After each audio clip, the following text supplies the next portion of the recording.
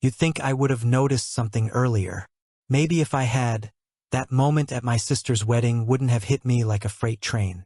But the thing about betrayal is it's not loud. It's quiet, slippery. It wears the mask of routine. And by the time you realize you've been played, the damage is already done. Started off like any other family wedding. Austin was hot, almost unbearably so, but the venue was perfect. My sister had always wanted something rustic but upscale, and she pulled it off.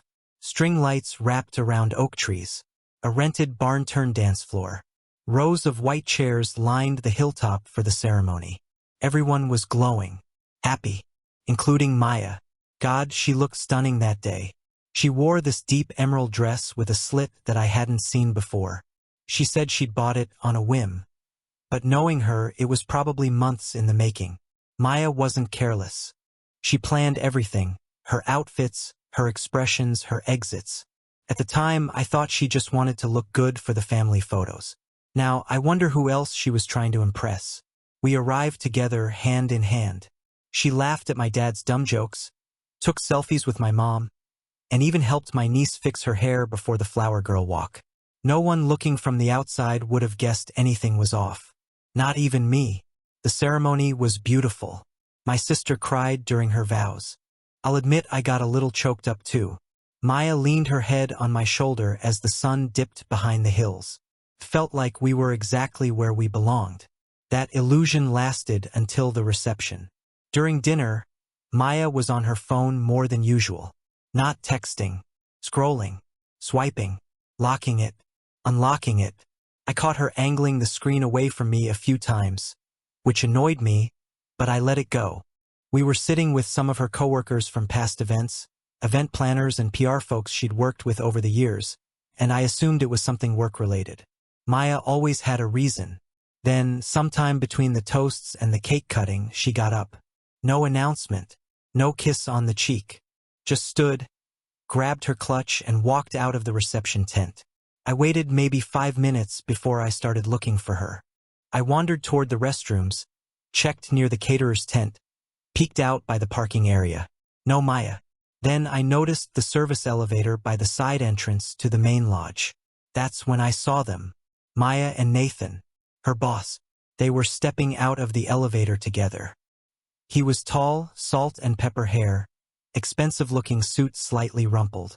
Maya looked startled, like she didn't expect anyone to be there. Her lipstick was smudged, her necklace was twisted, and she was tugging at the side of her dress like she'd just thrown it back on in a hurry. They didn't see me, or maybe they did and just didn't care.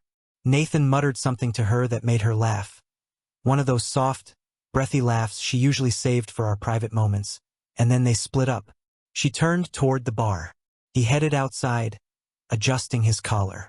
I didn't move for a while. My hands were shaking a little, and I didn't even know why yet. I wasn't jumping to conclusions. At least that's what I told myself. Maybe they were putting out a fire. Maybe there was a real work issue. But that didn't explain the look on her face, or how she brushed her hair behind her ear like she was trying to make herself look presentable again. I followed her back into the reception. She was chatting with my cousin by the bar like nothing had happened. When she saw me, she smiled like always and said, "Hey babe, want another drink?" "Where'd you go?" I asked casually. "Oh," she said, waving a hand. "Phone call with the L.A. office. Something about the product launch being moved up." Nathan joined in. We had to talk logistics real quick. "In the service elevator?" I said it without thinking. Her eyes froze just a second too long. "It was quieter over there," she said with a shrug. "You couldn't hear yourself think under that tent." I nodded, didn't push, but I watched her the rest of the night. She seemed off. I couldn't quite put my finger on it. She was laughing too hard at jokes, checking her phone under the table, whispering with Nathan's assistant. At one point, I thought she was texting, but I caught her quickly switch screens when I walked behind her. Later that night, when we got back to the hotel, she tossed her clutch onto the desk and headed to the bathroom to shower. I sat on the edge of the bed, staring at the little black purse for a full minute before I moved. I don't usually snoop, That's not who I am. But something about that night, it wouldn't let me rest. I opened the clutch, flipped through the receipt pile and breath mints, and then noticed the zipper pouch. Inside was a hotel key card. It wasn't from our hotel. The logo was from a high-rise across the city. One of those boutique places with rooftop bars and luxury suites. Maya hadn't mentioned anything about booking another room. When I asked her about it later, she barely blinked. "Oh, that?" she said, laughing as she towel-dried her hair. "I forgot that was in there. It's from a client dinner last month. I stayed late working on a pitch with Nathan. Totally forgot I even had it." "You sure?" I asked. "Positive. You're not jealous, are you?" She gave me that smile, the one that used to melt every ounce of doubt in me. But that night it didn't land. I wanted to believe her. I really did. But the timing was too perfect. The key card, the elevator, the disheveled dress, the laugh. It all stacked up in the worst possible way. I lay awake that night next to her, staring at the ceiling while she drifted off like everything was normal. The AC hummed. The city lights bled through the curtains. I tried to tell myself I was overthinking it, but I couldn't unsee what I saw in that hallway. And I couldn't shake the feeling that the wedding wasn't just a family celebration anymore. It was a turning point, a before and after. After the wedding, things didn't go back to normal. At least not for me. On the surface, Maya kept doing what she always did. Early mornings, full work schedule, client dinners, perfectly curated social media posts. But the image had a crack in it now. I couldn't unsee it. And once the suspicion took root, I started noticing things I hadn't paid attention to before. The first red flag was her phone. Maya used to leave it around the house, face up on the kitchen counter or buzzing on the nightstand while she showered. But after that weekend in Austin, it was practically glued to her. She started carrying it from room to room like it was an extension of her body. And not just that, she kept it screen down. Always, even when it was charging. At first, I told myself it was because of work. Maybe she was stressed, maybe something was going on at the firm. But then I noticed her password changed. Twice. In 1 week. She used to share it with me without thinking. We'd joke about how she couldn't remember mine but always remembered the Wi-Fi code. Now, she shielded the screen like she was protecting classified intel. Then came the notifications. Or, more accurately, the sudden lack of them. Before, her screen would light up constantly, group chats, Slack messages, emails, Instagram. Now, it barely lit up at all unless she was holding it. I caught a glimpse once. Every app was set to do not disturb. Even her texts were on silent. I asked her about it casually. "I just needed some peace," she said, pouring coffee like we weren't on the verge of something falling apart. "The notifications were stressing me out, right? I wish I could say I let it go, that I was the bigger man who trusted his wife and chalked it all up to work pressure and digital burnout. But I couldn't. Not after the elevator. Not after the keycard. I started paying closer attention. Maya had always been polished, hair done, nails perfect, wardrobe sharp but subtle. But suddenly she had new pieces in her closet. Expensive ones. Designer labels she never used to care about. One day it was a Burberry trench. The next, a pair of black heels that cost more than our monthly car payment. I asked where they were from, and she brushed it off. Sample sale. I got lucky. But she never wore them to work. Not once. That's when the gym thing started. Maya hated working out. I mean, she despised it. For years, I tried to get her to join me for yoga or weekend hikes, and she'd laugh and tell me sweating was her idea of hell. But out of nowhere, she announced she'd joined a boxing club. Not just any club. One on the opposite side of town. Private. Membership only. The kind where the trainers have six-figure clients and paparazzi wait outside. I asked her, "Since when do you box?" She smiled, tying her shoes. I needed to blow off steam. It's empowering. And just like that, it became her routine. 3 nights a week. She'd come home sweaty, flushed, and sometimes a little too energized. Once or twice, I caught a whiff of cologne on her jacket that wasn't mine. She claimed it was from the gym. "You know, those sweaty locker rooms," she said with a grin. "The smell sticks." It wasn't the gym. Then came the retreat. She told me she'd be gone for 2 nights, corporate offsite, team building, brainstorming, whatever. She even showed me a PDF of the itinerary on her laptop. Resort spa in the mountains, full of scheduled workshops and team dinners. It looked legitimate. She kissed me goodbye, packed 2 duffels, and left like everything was fine. 3 days later, I found the receipt in her coat pocket. Long-term airport parking. The spa was 2 hours away, nowhere near the airport. When I confronted her, she didn't even flinch. Said they had to change plans last minute and fly to San Diego for an emergency meeting. I asked why she didn't mention it. She claimed she didn't want to stress me out with the chaos of it all. That night, I checked her company's online calendar. The retreat was still listed as on-site. Not a single mention of San Diego. I emailed one of her colleagues, a guy I'd met a few times at events, just to ask if everything was okay after the trip. He replied that he hadn't even known there was one. Said he'd been working remotely all week. The more I looked, the more the story unraveled. I started showing up unexpectedly. Once, I brought her lunch at work, something I used to do in the early days of our marriage. She wasn't there. Her assistant looked startled, then quickly covered it up. Said Maya was out at a client meeting. Though she didn't know where, I texted Maya right then. She replied 10 minutes later, saying she was in a strategy session and couldn't talk. I didn't say anything in that moment, but I noticed how tight her team got around me after that. The usual smiles turned into awkward glances. One guy actually looked down at the floor when I said hello. It was like they knew something I didn't, and didn't want to be caught in the middle of it. I started feeling like a stranger in my own marriage. She was present but distant. We still had dinner together, still shared a bed, still went through the motions, but her eyes were always somewhere else. Her stories were always missing details. And worst of all, her affection started to feel calculated, like she was doing just enough to keep me from asking more questions. One night, I woke up at 2 a.m. and found her sitting on the balcony, texting. She said she couldn't sleep, that she was emailing a vendor about a deadline. But the reflection in the glass told a different story. It was a messaging app, not email. When she noticed me watching, she turned off the phone and came back to bed without a word. That's when I knew. This wasn't paranoia. It wasn't me being insecure or projecting. There was a pattern, a rhythm to her lies. She wasn't just drifting away. She was making sure I didn't follow. I wasn't sure how far it had gone or who it involved, but my gut had already decided for me.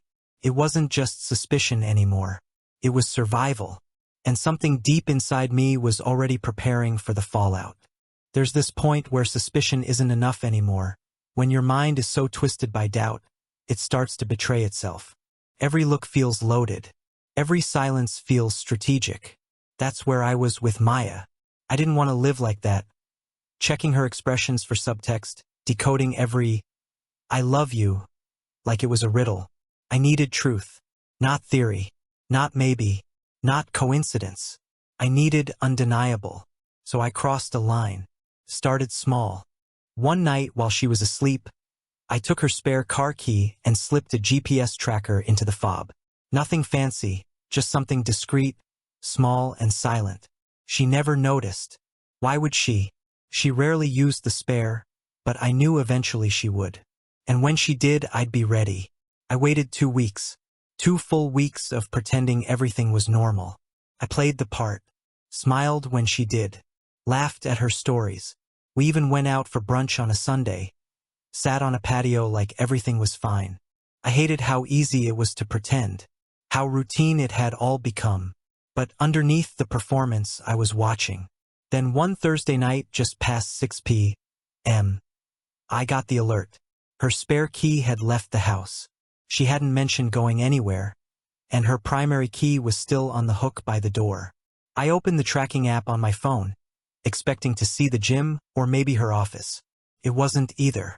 She was heading to the industrial district, this part of town with abandoned warehouses, converted lofts, and overpriced coffee shops trying too hard to be edgy. I watched her icon stop near a block of old art studios and live-work spaces. It didn't make sense. She had no reason to be there. I threw on a jacket, grabbed my keys, and drove. It was raining, light but steady. The kind that slicks the road just enough to make you second-guess every turn. My hands were shaking on the wheel the whole way. I told myself it could still be nothing. Maybe she was planning a surprise. Maybe she was helping a friend. I ran through every innocent explanation I could think of. I didn't believe a single one. When I pulled onto the block, her car was there, parked near a faded mural and a rusted iron gate. I left my headlights off and rolled to a quiet stop. The building she'd entered was an old brick loft with wide windows and a glass garage door half-painted black. One of those spaces that artists rent for way more than they can afford. I stayed in the car at first. Watched. Waited. The rain tapped softly on the windshield as I sat there in silence, heart pounding like it was trying to escape. Then I saw them. Through the large window, lit warmly from the inside, I saw Maya. She was barefoot, standing near a low couch, holding a glass of wine. She was laughing, that sound that used to be mine. And next to her, just a step too close, was Nathan, her boss. I watched him reach out and touch her arm. Just a simple brush, but she didn't pull away. Instead, she leaned in slightly, said something that made him smile. They were comfortable. Too comfortable. Not colleagues. Not even friends. There was a softness in the way they looked at each other that people don't fake. Then it happened. He kissed her, and she kissed him back. It wasn't a quick slip or a drunken mistake. It was slow, familiar, like it wasn't the first time, like they knew exactly what they were doing. That was it. I didn't move, didn't cry, didn't yell. I just watched until they sat down together, laughing again like they were the only two people in the world. And maybe in that moment they were. I drove home in silence. The kind of silence that hums in your chest and makes your ears ring. I didn't turn on the radio. Didn't even wipe the fog from the inside of the windshield. My body was on autopilot, but my mind was somewhere between clarity and collapse. You know that feeling when your heart finally catches up to what your gut's been screaming for weeks? It's not relief. It's not even pain. It's this weird numbness. Like your emotions just pack their bags and leave you behind to process the wreckage. I didn't sleep that night. I sat at the kitchen table until sunrise, staring at the wall, running through every conversation we'd had in the past 6 months. Every lie, every red flag I waved away, every gut instinct I buried. I saw it all differently now. It was like watching the replay of a game you thought you won. Only now you see every mistake, every missed sign, every moment where it all started slipping through your fingers. And the worst part? She came home the next morning like nothing had happened. "Sorry I didn't text last night," she said, setting her keys down. "My phone died, and I stayed late helping Nathan with some layout drafts. He's hopeless with presentation design." I nodded, didn't even look at her. She kissed my cheek. "You okay?" "Yeah," I said quietly. "Just tired." She smiled, poured herself some coffee, and walked away humming to herself. That's when I knew I couldn't confront her yet. Not like this. Not with just what I'd seen. She'd find a way to spin it. Call it a misunderstanding. Say I was being dramatic. Or worse. Gaslight me into believing I didn't see what I saw. That it didn't mean what I thought it meant. No, I needed more. Not for me, my heart already knew the truth, but for the next steps. For what came after. This wasn't about catching her anymore. It was about making sure she couldn't run from it when the time came. I was done playing defense. It was time to take control. After that night at the loft, something in me changed. Whatever part of me had still been hoping this was all in my head, that Maya was just going through a phase or drifting in some innocent way, that part died the second I saw her kiss him. I didn't rage. I didn't scream. I got quiet, focused. Because if Maya wanted to pretend this wasn't happening, then fine. I'd make it impossible for her to deny it when the curtain finally came down. The first thing I did was buy a notebook. An actual leather-bound journal. The kind Maya once gave me for our anniversary because she said I thought like a novelist. I hadn't written in a journal in years. But now I documented everything. Dates, times, behaviors, any shift in her routines. Who she claimed to be with, how long she was gone, what she wore. I wasn't just observing anymore. I was building a timeline. Then I moved to the digital side. I started digging through shared devices, old tablets, backup folders, synced calendars. Maya was careful, but she wasn't perfect. People always leave crumbs. I found partial itineraries in her cloud storage, receipts saved in autofill, **TS of hotel confirmations buried in trash folders. At first, it was just bits and pieces, nothing damning on its own. But when I lined them up with my notes, the pattern was obvious. The lies weren't random. They were structured, intentional, rehearsed. Our home internet became my next resource. We had a shared network, one that logged device access history and browsing activity. I downloaded weeks of router logs and parsed them for unusual access, specifically from her laptop and phone. It wasn't hard to spot what didn't belong. Anonymous browsing sessions, encrypted chat services, repeated visits to the same location via Google Maps. Guess where? That loft. I didn't confront her. Not even when she left tabs open by accident or when an Uber receipt popped up for a drop-off 2 blocks from Nathan's building. I let her think I was distracted, distant, maybe even a little defeated. I played my part. I stayed quiet when she texted during dinner. I didn't ask who she was meeting when she put on perfume at 10 p.m. for just drinks with coworkers. Every lie she told me I wrote down. Every excuse, every contradiction I saved. Then I remembered something I had almost forgotten. Our prenup. Back when Maya and I got married, she'd insisted we get one. Not because she didn't trust me, she said, but because she wanted to be practical. I made more money at the time, and the document was mostly to protect us both if things ever went south. I remember flipping through it once, half listening to the lawyer explain the clauses. But now I read it like it was scripture, and there it was. Clause 14b, infidelity voids joint claim to shared property. It was written in plain language. If either spouse committed adultery with verifiable proof, the other had legal right to full ownership of jointly titled assets, including primary residence and co-managed investment accounts. It was the kind of clause people overlook, never thinking they'll need it. Maya had signed it without a second thought. I scheduled a meeting with an attorney.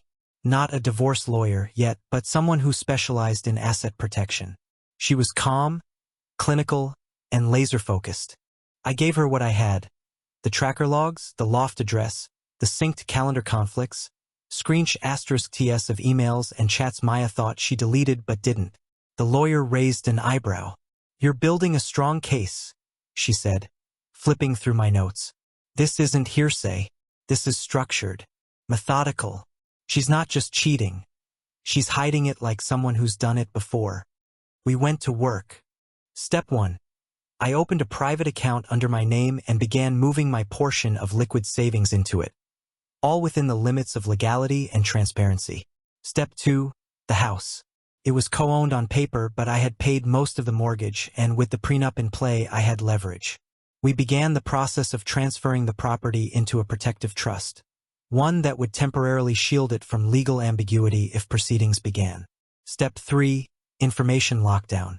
I changed passwords to every shared account I could. Bank logins, cloud backups, streaming services, anything she might access to monitor what I was doing. I put two-factor authentication on everything. I logged her out of devices she never noticed I could see. Felt paranoid, but I wasn't taking chances. She didn't notice. Or if she did, she didn't say a word. Maybe she thought I was distracted by work or in denial. She was good at pretending, but I was better at preparing.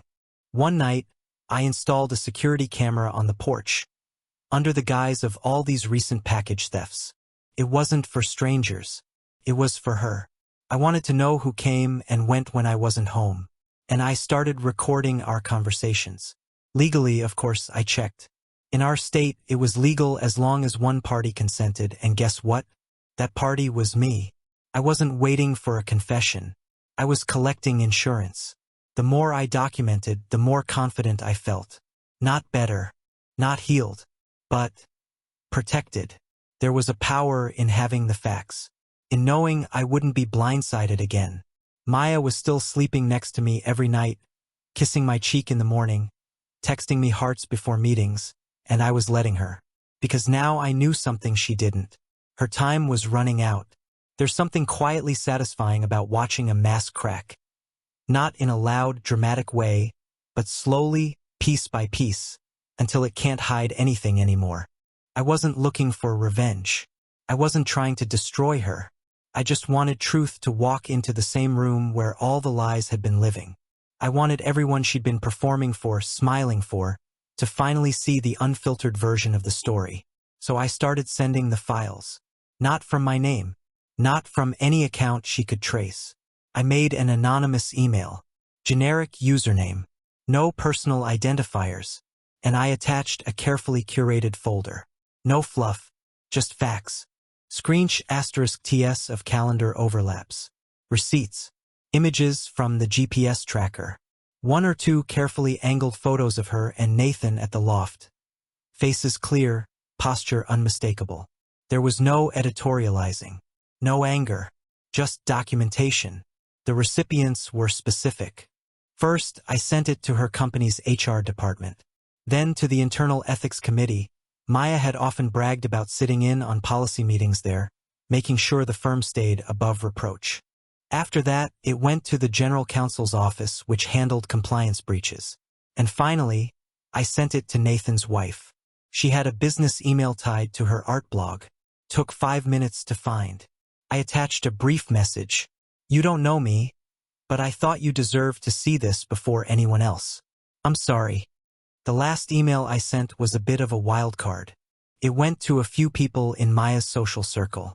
Friends I knew weren't really friends. People she partied with, curated group dinners with, and performed in front of like her life was a magazine spread. I didn't send it to anyone close to her family. Not yet. I wasn't trying to humiliate her. Just remove the illusion. And then I waited. I didn't have to wait long. That weekend, we had a friend's engagement party. Maya insisted we attend, even though I said I wasn't feeling up for it.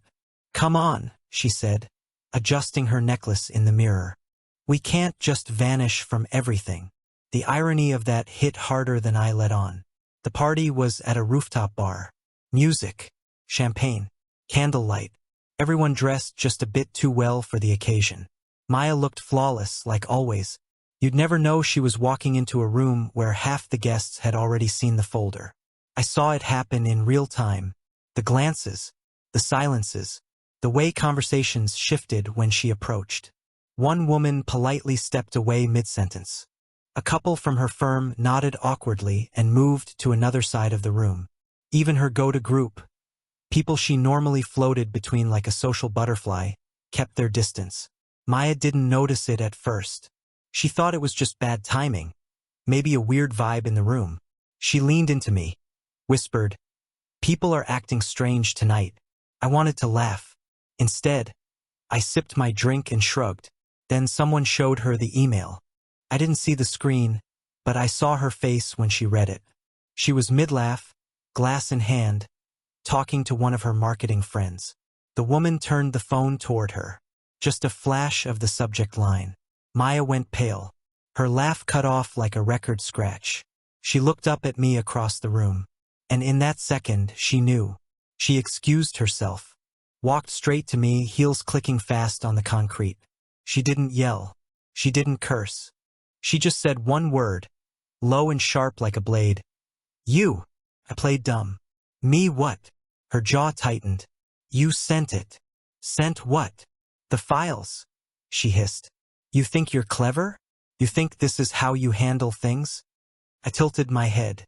"I have no idea what you're talking about." Her eyes scanned the room, like she could reverse the damage just by staring hard enough. "Do you know what you've done?" I looked at her for a long moment, then said quietly, "I didn't do anything. I just stopped covering for you." That's when her world began to collapse. The fallout came in waves. The first wave was professional. Within 48 hours, Nathan was placed under internal investigation. They cited unprofessional conduct with a subordinate and breach of internal conduct policy. Maya was pulled from 2 key accounts, pending review of professional behavior. Her calendar cleared almost overnight. No more back-to-back meetings. No more travel. Her firm was quiet about it, HR speak emails and generic reassignment notices, but the message was clear. The second wave was social. Her inner circle fractured almost instantly. Half of them sided with her publicly, posting vague, nobody's perfect messages on social media. The other half went radio silent. People stopped inviting her to things. Conversations dried up. Even her book club stopped meeting. Somehow the group chat just disappeared. Maya tried to act like it didn't matter. She made snide comments about how fake people reveal themselves under pressure. But I saw the way she checked her phone more often, how she opened Instagram and closed it without scrolling. And then came the third wave family. Her sister texted me. I hadn't spoken to her in months, but she sent me one simple message. I'm sorry. I didn't know. If you ever want to talk, I'm here. I didn't reply, not out of anger, just exhaustion. At home, things were quiet. Maya stopped pretending as much. No more good morning kisses. No more small talk. She mostly stayed in the guest room, working late on her laptop or pacing the hallway. I didn't ask where she was going anymore. She didn't offer explanations. We lived in the same house but occupied separate dimensions. One night, I came home to find her sitting at the kitchen table, a bottle of wine half empty, her eyes glassy. She looked at me like she didn't recognize me. You were supposed to love me, she said, voice flat. I set my keys down. I did. Then why destroy me like this? I took a long breath. I didn't destroy anything, Maya. You did that all on your own. I just took off the filter. She looked away. Her hand gripped the wine glass like it was the only thing keeping her grounded. I made one mistake. I shook my head. You made one decision. Over and over. You chose this. All I did was make sure the people you lied to finally saw the truth. Silence. Then, softer, almost like a whisper. You were never supposed to find out. I laughed. Not because it was funny, but because it was honest. Probably the most honest thing she'd said in months. No, I said. I was supposed to stay quiet. Keep playing the role of supportive husband while you lived your double life. She didn't respond. We didn't speak for the rest of the night. By the end of the week, her name was quietly removed from 3 internal committees. 2 project teams reassigned her responsibilities indefinitely. I knew HR wouldn't fire her outright, not unless Nathan's investigation turned into a bigger liability. But her image, the one she spent years polishing, was already burned. The fall wasn't loud, but it was thorough, and I hadn't even filed yet. But she knew what was coming. The truth wasn't just out there now. It was following her, reshaping every room she walked into. Her curated reality had cracked, and no amount of charm could glue it back together. And for once, I didn't feel like the one being deceived. I felt like the one holding the match. The moment the documents were finalized, I locked down our assets. I moved her into the guest room, changed the locks, and froze joint accounts. With the evidence stacked beyond denial, Maya didn't fight. She couldn't. The prenup left her with nothing but her personal belongings. The house, the finances, the future we planned, it all reverted to me. There were no more lies, no more pleading, just the cold, quiet end she earned. Maya became a guest in her own life, unwelcome at work, isolated socially, and trapped in a home that no longer felt like hers. Nathan's projects fell apart under scrutiny. Our wedding photos, once cherished, became artifacts of betrayal. The dress she insisted on wearing to my sister's wedding? Everyone remembered it now. That night wasn't just a celebration, it was the fault line. The moment her story shattered and mine finally began again.